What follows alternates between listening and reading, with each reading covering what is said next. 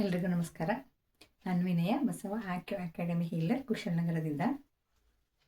ಈ ದಿನ ಕಿಡ್ನಿ ಸ್ಟೋನಿಂದ ತುಂಬ ಜನ ಸಫರ್ ಪಡ್ತಾ ಇರ್ತಾರಲ್ವಾ, ಅವರಿಗೆ ಒಂದು ಸೊಲ್ಯೂಷನ್ ಹೇಳ್ತೀನಿ.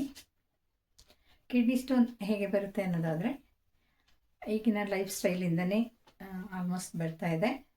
ಸ್ಪೈಸಸ್ ಫುಡ್ ತಿನ್ನೋದು, ಆಮೇಲೆ ಚಿಕನ್ ವಾರದಲ್ಲಿ ಮೊದಲೆಲ್ಲ ತಿಂಗಳಲ್ಲೋ ಹಬ್ಬಗಳಿಗೋ ಚಿಕನ್ ಎಲ್ಲ ಮಾಡ್ತಾಯಿದ್ರು. ಇವಾಗ ಹಾಗಲ್ಲ, ವಾರದಲ್ಲಿ 4-5 ಸಲ ಚಿಕನ್ ತಿಂತಾ ಇರ್ತೀವಲ್ವ. ಇದರಿಂದ ಆಮೇಲೆ ಡ್ರೈ ಫುಡ್ಗಳನ್ನ ಜಾಸ್ತಿ ತಿಂತೀವಿ. ಆಯಿಲ್ ಫುಡ್ಗಳು, ಡ್ರೈ ಫುಡ್ಗಳು ಜಾಸ್ತಿ ತಿಂತೀವಲ್ವ. ಇದರಿಂದ ಕಿಡ್ನಿಗೆ ಬೇಕಾದ ನೀರಿನ ಅಂಶ ಸರಿಯಾಗಿ ಸಿಗದೇ ಇರೋದ್ರಿಂದ ಕಿಡ್ನಿಲಿ ತಿಂದ ಫುಡ್ಡು ಸರಿಯಾಗಿ ಜೀರ್ಣ ಆಗದೆ ಕಿಡ್ನಿಲಿ ಸ್ಟೋನ್ ಆಗಿ ಫಾರ್ಮ್ ಆಗುತ್ತೆ. ಇದಕ್ಕೆ ಕಲರ್ ಥೆರಪಿಯಿಂದ ಒಂದು ಸೊಲ್ಯೂಷನ್ ಹೇಳ್ತೀನಿ.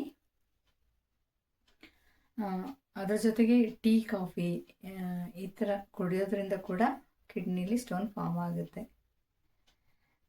ಇದಕ್ಕೆ ಸೊಲ್ಯೂಷನ್ ಹೇಗೆ ಅನ್ನೋದಾದರೆ, 4 ಕಲರ್ಸ್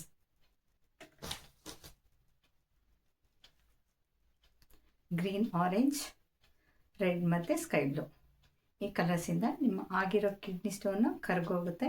ನೆಕ್ಸ್ಟ್ ಆಗದ ಹಾಗೇನೂ ತಡಿಬೋದು. ಹೇಗೆ ಅಂತ ಹೇಳ್ತೀನಿ. ಸ್ಕೈ ಬ್ಲೂ ಮತ್ತು ರೆಡ್ ಕಲರನ್ನು ಲೆಫ್ಟ್ ಹ್ಯಾಂಡ್ ಇಂಡೆಕ್ಸ್ ಫಿಂಗರ್ ಮತ್ತು ಮಿಡಲ್ ಫಿಂಗರ್, 2 ಫಿಂಗರ್ ಬ್ಯಾಕ್ ಸೈಡಲ್ಲಿ ಈ ಥರ ನೀವು ಹಾಕೋದ್ರಿಂದ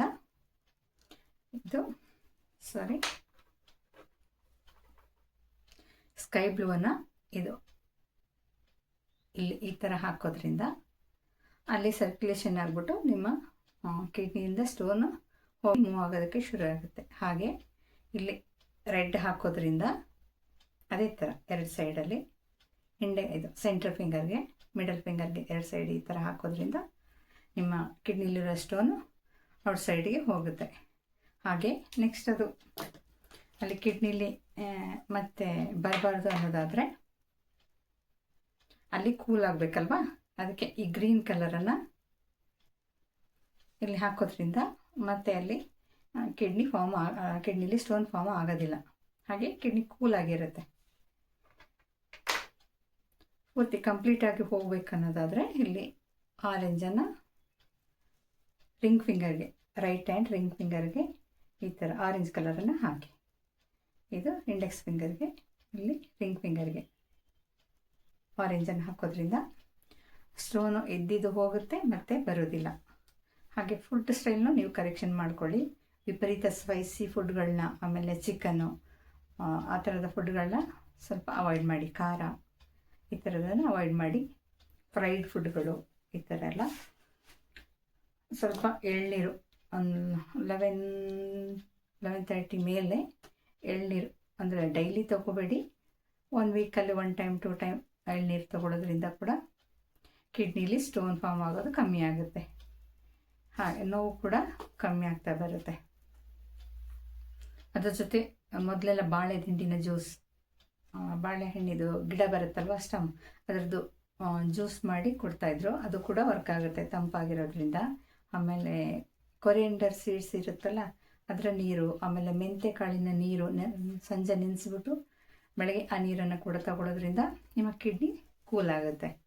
ಅದನ್ನು ಜಾಸ್ತಿ ಎಲ್ಲ ತಗೊಳಕ್ಕೆ ಹೋಗಬಾರ್ದು, ಯಾಕಂದರೆ ಅದು ತುಂಬ ಕೂಲ್ ಆಗಿಬಿಟ್ರೆ ಮತ್ತೆ ಅದು ವರ್ಕ್ ಮಾಡೋಕ್ಕೆ ಕಷ್ಟಪಡುತ್ತೆ ಕಿಡ್ನಿ. ಹಾಗಾಗಿ ತಗೊಳ್ಳೋದಾದರೆ ಒಂದು ವಾರದಲ್ಲಿ 1 ಟೈಮ್ 2 ಟೈಮ್ ಈ ಥರ ನಿಮ್ಮ ಕಿಡ್ನಿ ನಾರ್ಮಲ್ಗೆ ಬರುವ ತನಕ ಮಾತ್ರ ತಗೋಬೇಕು, ಮತ್ತು ಜಾಸ್ತಿ ತಗೊಳಕ್ಕೆ ಹೋಗಬಾರ್ದು. ಆದಷ್ಟು ಈ ಕಲರ್ನ ಟ್ರೈ ಮಾಡಿ, ಇದು ನಿಜವಾಗಿ ವರ್ಕ್ ಆಗುತ್ತೆ. ಅದು ಹೋಗುತ್ತೆ. ಆಮೇಲೆ ನೀವು ಫುಡ್ಡನ್ನು ಬ್ಯಾಲೆನ್ಸ್ ಮಾಡೋದ್ರಿಂದ ಅದು ಬರೋದಿಲ್ಲ. ಆದಷ್ಟು ಚಿಕನ್, ಈ ಕಿಡ್ನಿ ಸ್ಟೋನ್ ಇರೋರು ಚಿಕನನ್ನು ತುಂಬ ಅವಾಯ್ಡ್ ಮಾಡಿ. ಹಾಗೆ ಸ್ಪೈಸಿ ಫುಡ್ಗಳನ್ನ ಕೂಡ ಅವಾಯ್ಡ್ ಮಾಡಿ. ಮತ್ತು ಡ್ರೈ ಫುಡ್ಗಳು, ಡ್ರೈ ಆಗಿರೋದು ಯಾವುದಿರುತ್ತೆ ಅದನ್ನು ತಿನ್ನೋದು ಸ್ವಲ್ಪ ಕಮ್ಮಿ ಮಾಡಿ. ಇದರಿಂದ ಕಿಡ್ನಿ ಸ್ಟೋನ್ ಕಂಪ್ಲೀಟಾಗಿ ವಾಸಿಯಾಗುತ್ತೆ.